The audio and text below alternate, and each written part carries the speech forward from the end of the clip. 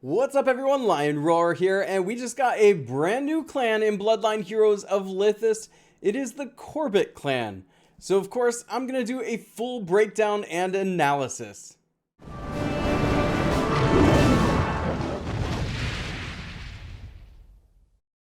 But first, download Gemstone Legends, a mobile RPG puzzle match game.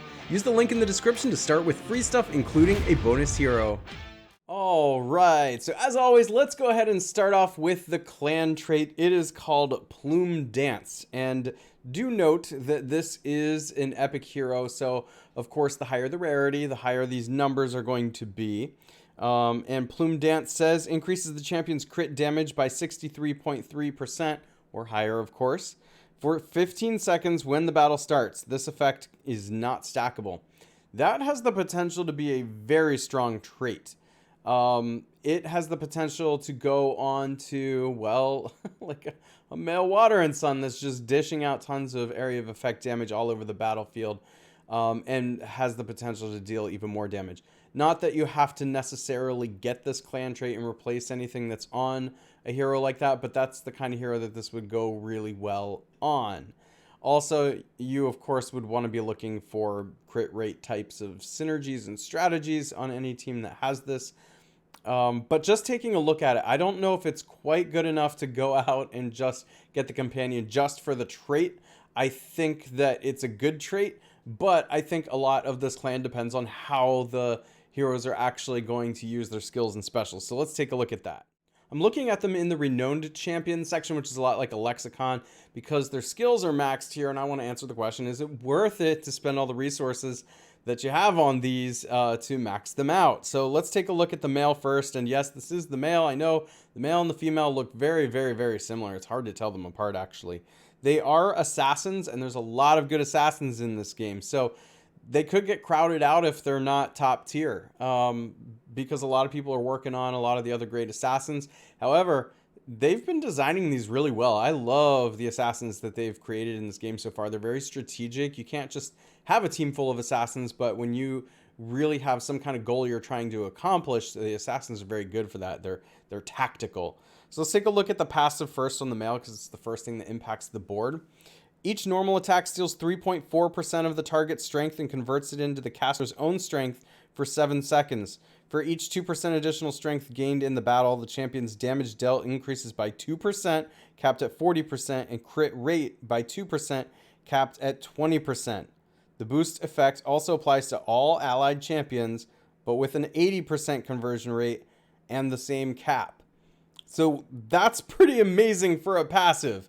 Like, wow, that's got to be one of the better passives in the game, because this is like kind of in the same vein as a female Lionstone or a female Selphos that's just making the rest of your team better.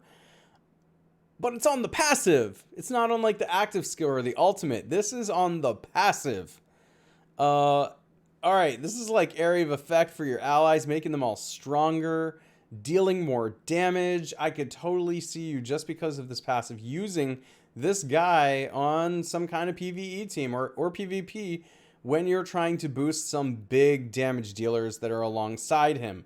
So take note of this. Do not underestimate this. This is an extremely strong passive that we've got here.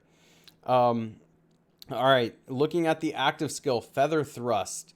Lands a quick normal attack upon all enemy champions in the battlefield, so he's an area of effect damage dealer on the active, which is another kind of rare thing. Usually we only see that on the ultimate. Dealing an additional damage equal to 13% of the enemy's current constitution, capped at 1000% of the caster's strength. The caster then moves behind the enemy with the highest strength, stabbing them 3 times, dealing damage equal to 480% of the caster's strength, and inflicting silenced for 3 seconds. Also restores the caster's constitution by 30% of the damage dealt.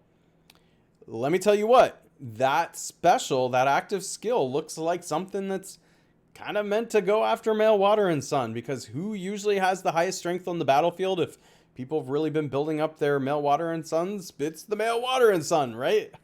So yeah, he should go back there, stab them, dealing some damage, which I'm not sure if that's going to matter or not, but probably you know, the best part. I mean, anytime you can be surrounding Male Water and Sun with damage, and then trying to silence him, the better, right? Also he's self-healing. You're just seeing so many of the powerful skills in the game that go together really well, go together on this guy. So he's restoring Constitution by 30% of damage dealt to you. Unbelievable. We haven't even gotten to the ultimate yet. Feather Barrage. Flies over the current enemy champion target and rains down a raven feathers. The first barrage of feathers deals damage to all enemies within range equal to 300% of the caster's strength and inflicts silence for 2 seconds. A bit more increased damage and control. The second barrage deals damage to all enemies within a range equal to 400% of the caster's strength and inflicts stunned for 1 second. Also increases the caster's attack speed by 40% for 6 seconds. Guys, do you see what's going on here? They took everything that's good in this game. Increased speed, increased attack, increased damage, silence, stun. Let's just throw them all on one hero. They even have area of effect damage here. He's great. And I am telling you right now, I want him. I think he's the one I'm going to go after. I haven't even read the female yet. I'm kind of like jumping ahead there and talking about which one I think is better. But it would take a lot for the female to be better than this. Let's go ahead and take a look at the female just to see what's up there. The passive first, Soaring Flight.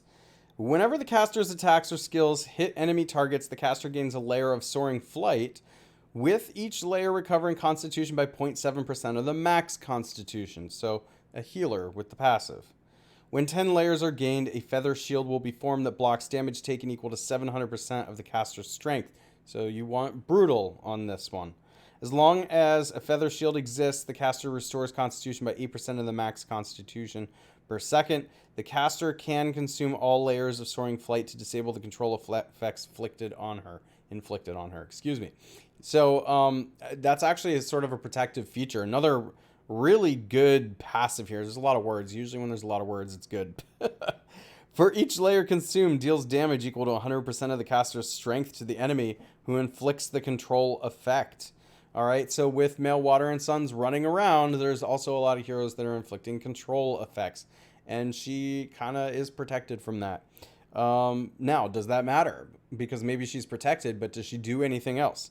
Spinning Daggers. Throws flying daggers at the current enemy target, dealing damage equal to 430% of the caster's strength, leaving a spinning dagger at the target's location for 5 seconds. Spinning Dagger deals damage equal to 60% of the caster's strength per second, interrupting the target from taking action.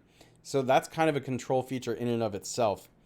And then we got Swoop and Drop. The ultimate grabs the current target, flies to the furthest enemy, and then drops the target, dealing damage to all enemies within a small radius equal to 300% of the caster's strength, plus additional damage equal to 12% of the grab target's max Constitution.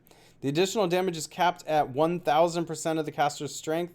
Lastly, charges at the aimed location, dealing damage to all enemies within a range equal to 400% of the caster's strength. The caster cannot be interrupted while casting this ultimate skill. Man, another paragraph of lots of words, with basically it just saying it's going to pick up champions and drop them in the same location as other champions, bunching them together and dealing damage to them.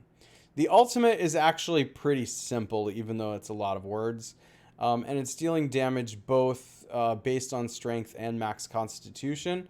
So do take note of that. She has the potential to deal a lot of damage with the special, and she's doing that thing that assassins like to do, which is reach hard to reach champions on the board. So I think she is strategic, like I was talking about before. I think she's very good.